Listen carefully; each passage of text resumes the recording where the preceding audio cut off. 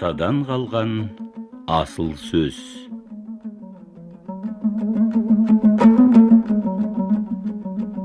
Әнет бабаның ой толғамдары.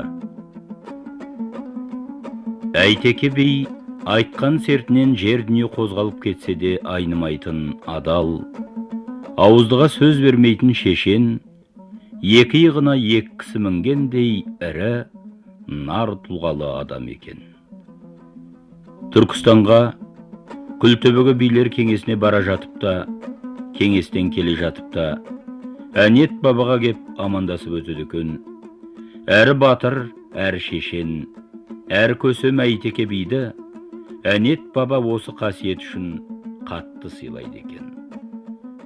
Сондай сапарының бірінде Әнет баба Әйтеке биге былай депті: Әйтеке жан, бүгін бір түс көріп ояндым. Сол түсімді саған жортайын деп отырмын. Бабау, түсіңізді Жүсіп пайғамбар жорысында. Алла аузымызға салса, біз де білгенімізді айтамыз, құлағымыз сізде. Айтсам, мен түсімде мынандай нәрселер көріппін. 10 лақ, 20 қасқыр, 30 жолбарыс, 40 түлкі, 50 ноқта, 60 ақта, 70 желкілдек, 80 селкілдек, 90 домалақ. Бұл не нәрсе болғаны бейінім? Әнет бабаның 10 лақ дегені, 10 жаста жар ойнаған лақтай болдым дегені. 20 қасқыр дегені, 20-да пышақ тісті қасқырдай болдым дегені.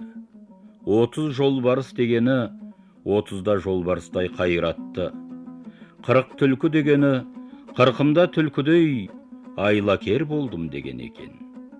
50 ноқта дегені, 50-де ноқталаған аттай болдым дегені.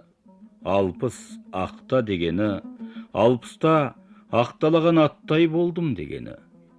70 желкілдек дегені, 70-те күшім кетіп, түндіктей желпілдек болдым дегені.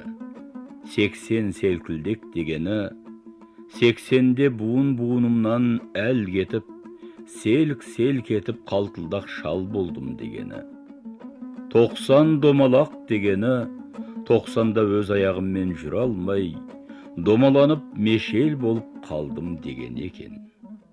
Соны Әйтеке би былай түзеткен көрінеді: Әнет баба, сіз қазақ үшін 60-та арқа болдыңыз. 70-те желкенін көтерген кемедей болдыңыз. 80-де ақсақал шашыңызбен, асқар таудай басыңызбен көз тартар көркем болдыңыз. 90-да алдында, артында жайлы, жаныңда жүрісіңде кең торқа болып отырсыз деген екен.